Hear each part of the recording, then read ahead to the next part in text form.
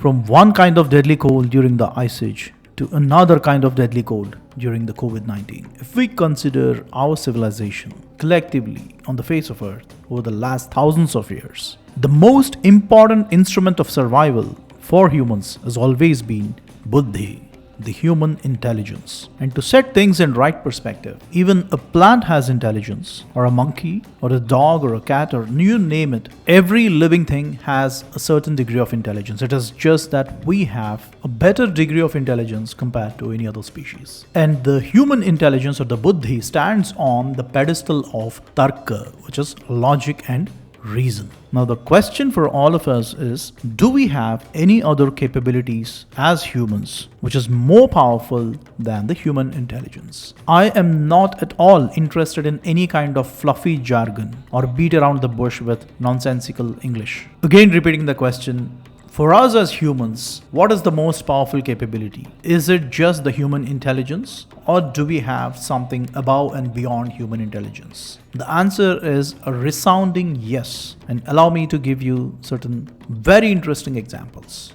Here are a handful of scientific discoveries that went beyond human intelligence. Srinivasa Ramanujan, to calculate the most accurate value of pi in the shortest time possible, he formulated this equation, and that's quite popular in the mathematical fraternities. And the important part is, there is no logical explanation from Ramanujan himself as to how he arrived at this equation. And that absolutely doesn't mean that he just came out of the blue or it's a matter of luck. He was so much devoted into mathematics that a higher sense of intuition got developed in him, which went beyond comprehensible human intelligence. And that level of brain functioning yielded in this equation that led to the fastest way to calculate the value of pi, as well as the most accurate of its ways. Same is the case with Dmitry Mendeleev. He was so devoted into the field of chemistry and studying the properties of the elements that while he was studying aluminium, even though he could not really find the isotope of aluminium, he predicted that there will definitely be an element called Eka aluminium, or an isotope of aluminium. And not just aluminium, he did for boron and a couple of other chemical substances as well.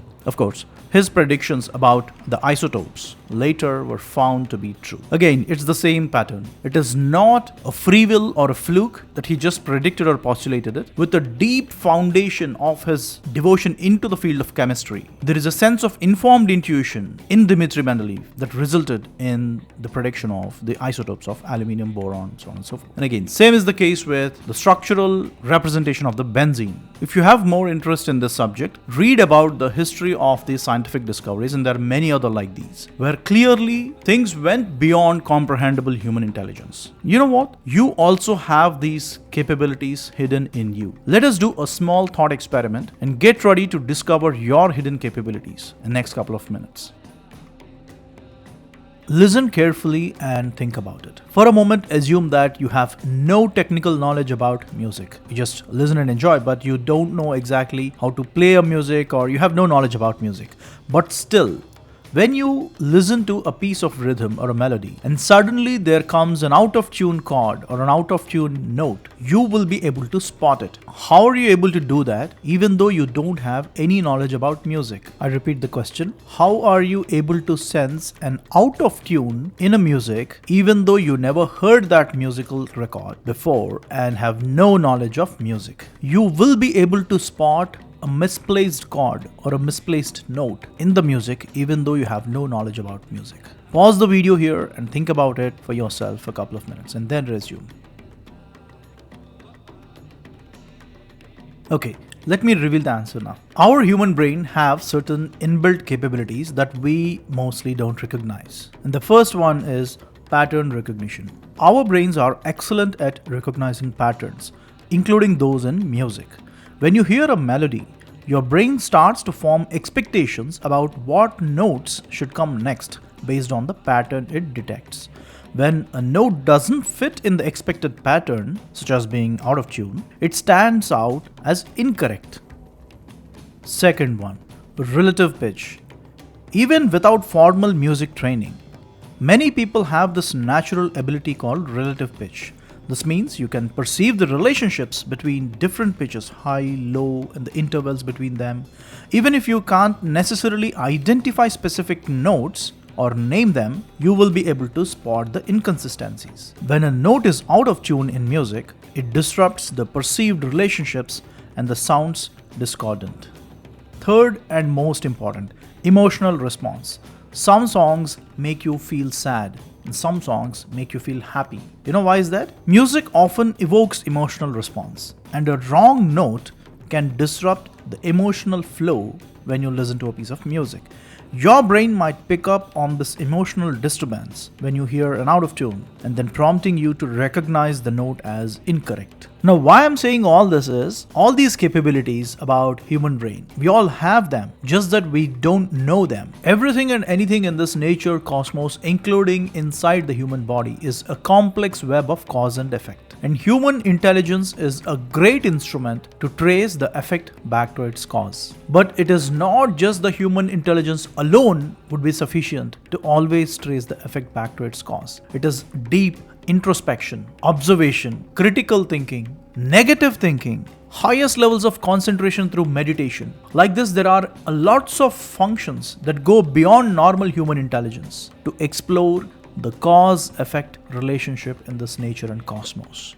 Now, why I gave such a lengthy introduction before talking about Upanishads is, a right frame of mind is highly essential to understand the Upanishads. And what are Upanishads? They are the chronicles of the experiences of ancient rishis from their deepest observations about nature and cosmos. And from now, let us start understanding the brief history of Upanishads. Throughout this documentary, remember one single statement. Upanishads is all about understanding the cause and effect relationship in this nature and cosmos. It is as simple as that. Couple of points before I go full throttle into Upanishads is, number one, I don't subscribe to any spiritual organization or a so-called spiritual guru, nothing. I completely work independently and I'm not endorsing any spiritual organization whatsoever. Point number two, we have enormous amounts of knowledge sources and knowledge systems like Upanishads, Vedas, Puranas, Agamas, Itihasas, Siddhantas, a lot more. And all these knowledge systems are meant for everybody. I challenge anyone to contradict on what I'm saying. Beyond caste, creed, religion, it doesn't matter who you are. As long as you have right intentions to learn and obtain knowledge, these are meant for everyone. Third and last point is, there is a misconception that Vedas were never written. It is existing since the beginning of time and all that. Well, that is a misunderstood notion. I'll explain that in a different video. But for the moment, as far as Upanishads are considered, they are handwritten over a period of time. They are as old as Sri Ramayana, because Janaka Maharaja is the father of Masita. He himself authored parts of the Upanishads. Such is the antiquity of Upanishads. So number one, I don't go with the dates that are currently dated for Upanishads. Number two,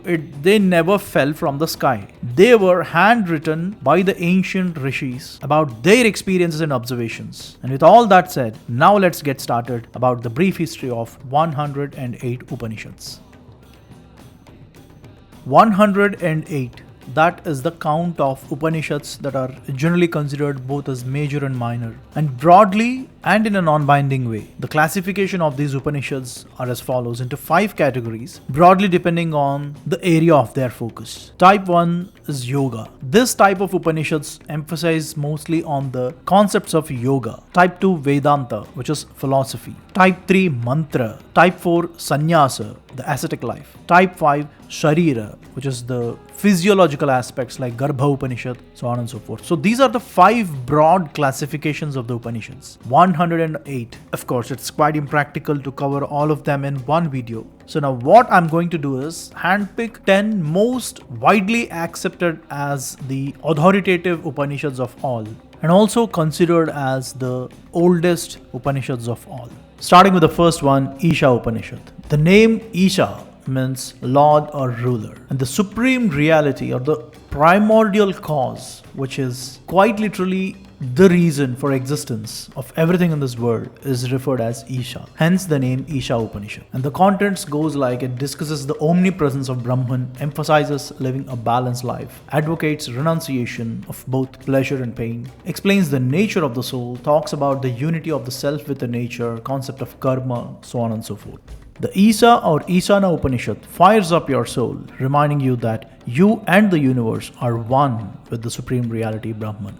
It pushes you to see beyond the fleeting material world and recognize your true infinite self. Live with purpose and selflessness, balancing wisdom and action. Embrace the divine within.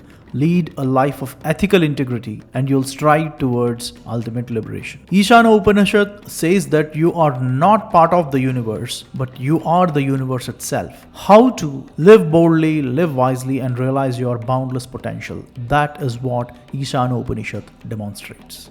The second Upanishad is Kena Upanishad. Kena means by whom. This Upanishad emphasizes completely on questioning by whom is this nature and cosmos shaped up the way it is today. What is the cause behind that? Questions the source of existence, nature of self, questions the nature of Brahman. The Kena Upanishad urges you to find the source of all your thoughts and actions. It asks, who powers your mind and senses? The answer is Brahman, the ultimate reality.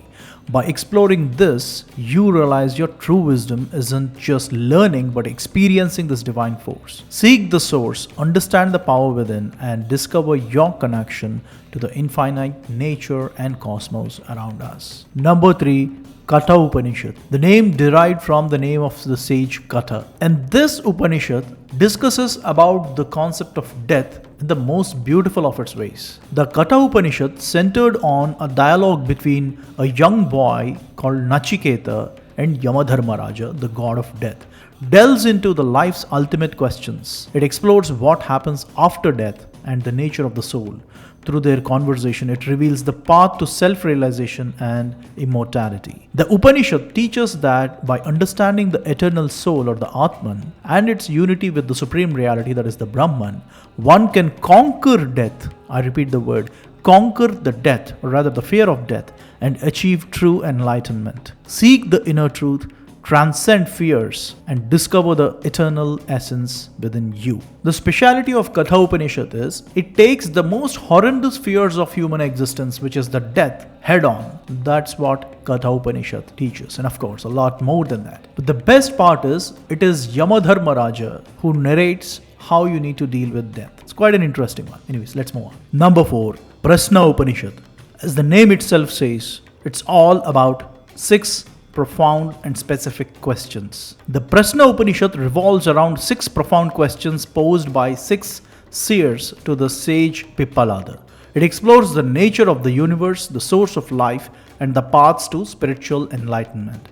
And the 6 questions are: number 1, the origins of the universe; number 2, the elements that sustain the life; number 3, the nature and functions of the vital forces, which is the prana shakti; number 4, the relationship between mind and the senses; number 5, the nature of meditation and its benefits; number 6, the essence of the supreme reality, Brahman.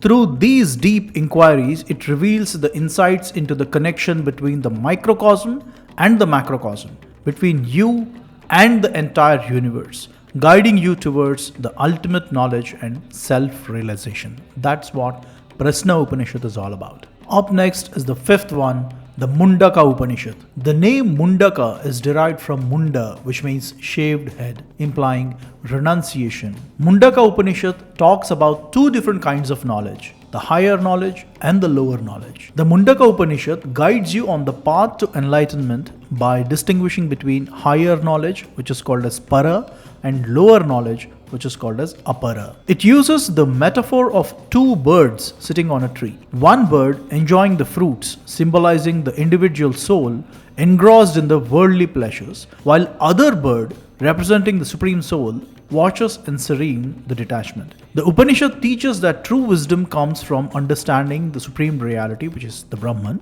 And especially when we are talking about Mundaka Upanishad, important to understand, no Upanishad emphasizes you to give up all your material world aspects and become like ascetics. No, that is never the message of any of these Upanishads. It is about continuing our daily lives and our daily responsibilities and routines. But at the same time, give it a deep thought about this complex web of cause and effect, understanding both pain and pleasure the way it needs to be understood. And it never says that give up your responsibilities. Most important of all to understand, the ascetic life is not meant for everyone. Especially the youngsters, we have to be ambitious. We have to go after our goals and objectives. Just that we also need to question the purpose of life with a broad mind. And that's what Upanishads unequivocally vouch. And a quick side note, Satyameva Jayate is taken from this Upanishad, the Mundaka Upanishad. Up next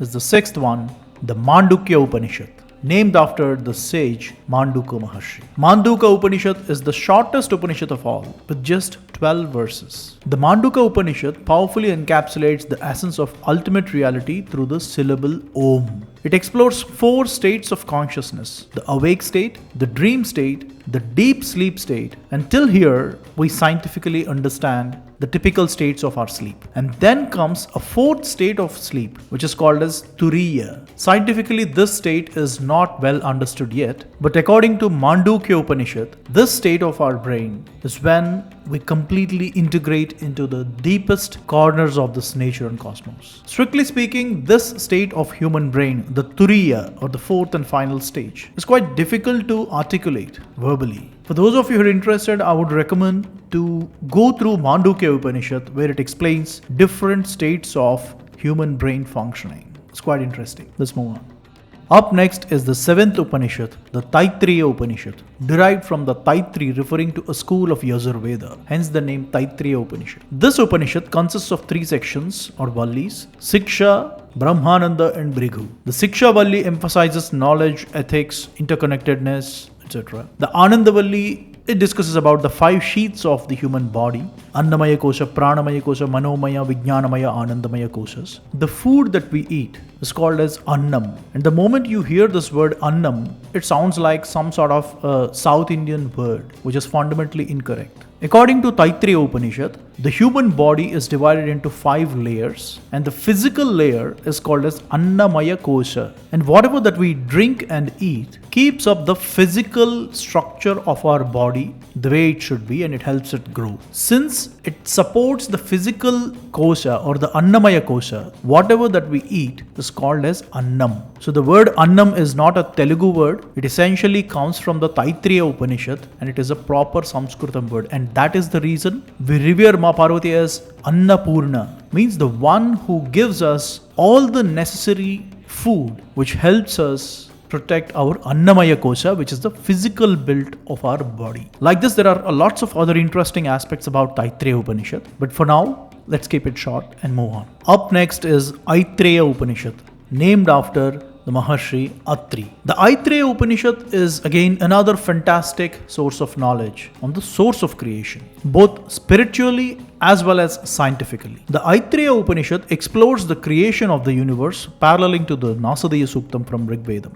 It describes the emergence of existence from a singular source, akin to modern scientific theories about the Big Bang and the unification of matter and energy. The Upanishad emphasizes on the eternal nature of the individual soul or the Atman, suggesting a profound connection to the cosmos, similar to the concepts in quantum physics that highlight interconnectedness. By understanding this relationship, one can achieve self-realization and liberation, uncovering their divine essence and recognizing their unity with the universe. Resonating with the more ancient wisdom as well as contemporary science, Aitreya Upanishad is a gem of knowledge.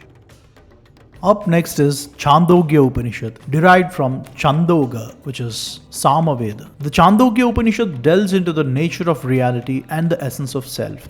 It presents the concept of Tattvamasi, highlighting the unity between the individual soul and the ultimate reality. This Upanishad explores creation, describing how the universe emerged from the formless absolute, similar to scientific notions of the cosmic evolution. It also emphasizes meditation and the significance of the Pranavam, which is called as Om, in realizing this connection. By understanding these teachings, one can achieve self-realization, uncovering their divine essence and recognizing their oneness with the entire universe. Like I said, this Upanishad pushes you to question and realize that relationship that you share with the nature around you.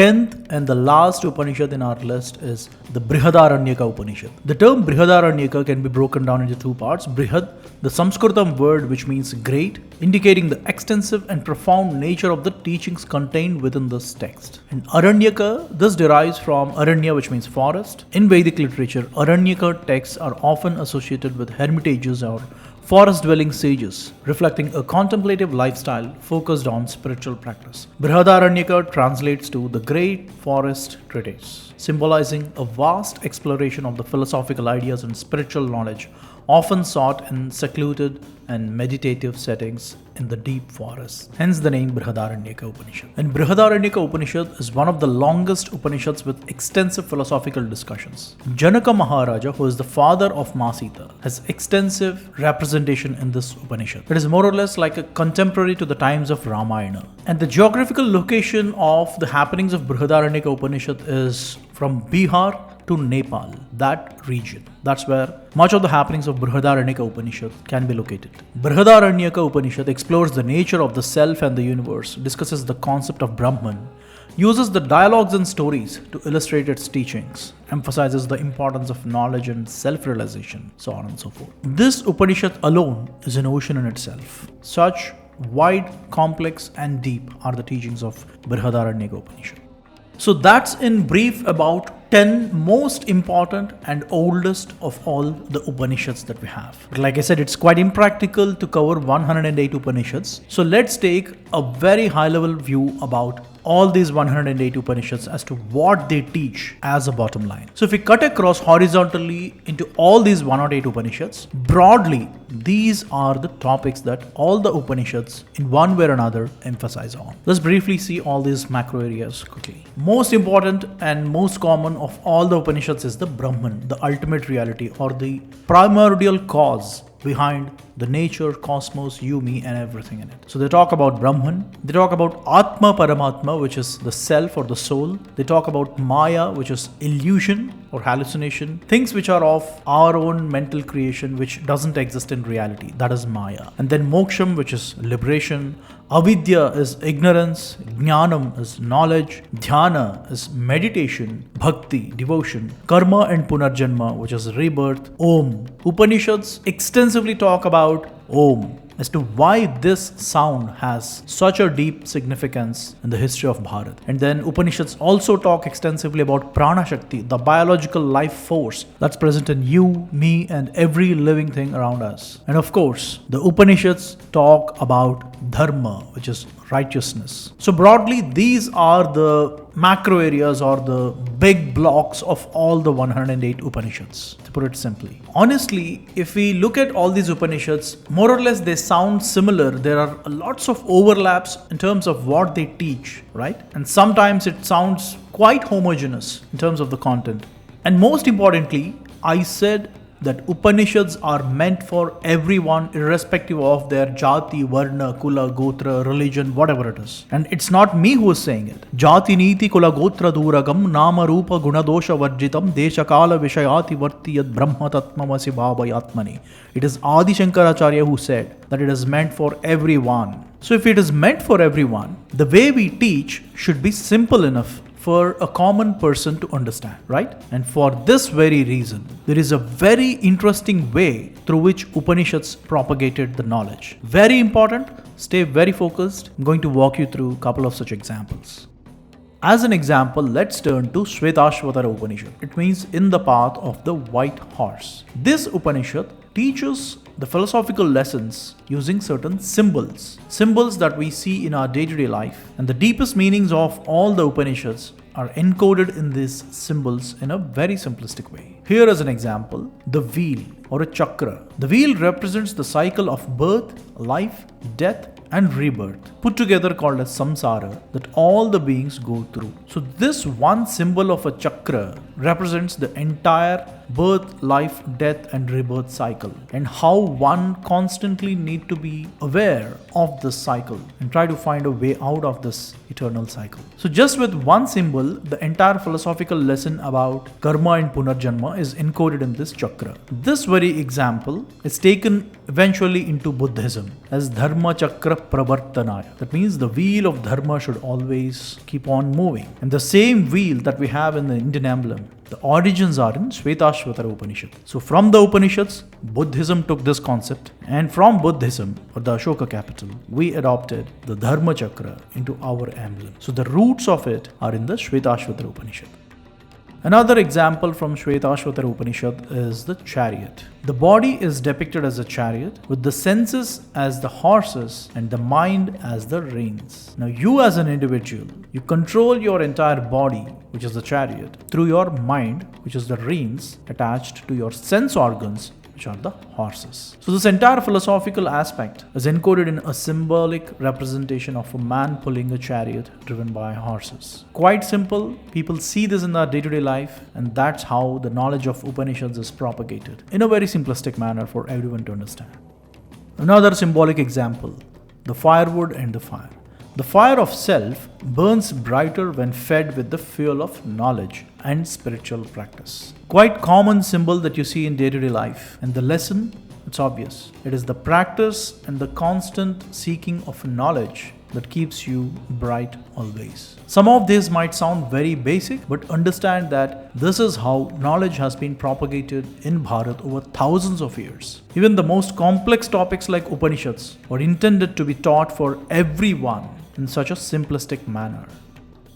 Another symbol from Shvetashvatara Upanishad holding a very deep lesson is a rope and a snake. A rope mistaken for a snake symbolizes ignorance, which is avidya, and illusion, which is maya. Basically what it says is, imagine that you're in a dark room and there is a thick rope on the floor and you mistook it to be a snake and you got the sense of fear. Now I switch on the light and then you realize that it is not a snake but it is a rope. Now here, metaphorically speaking, the light is equivalent to knowledge and the rope is equivalent to ignorance, which is causing fear in you. So it's basically the ignorance breeds fear in you and the knowledge breeds courage and strength in you. So to give out that lesson, this specific symbol of a rope and snake is used in Shvetashvatara Upanishad.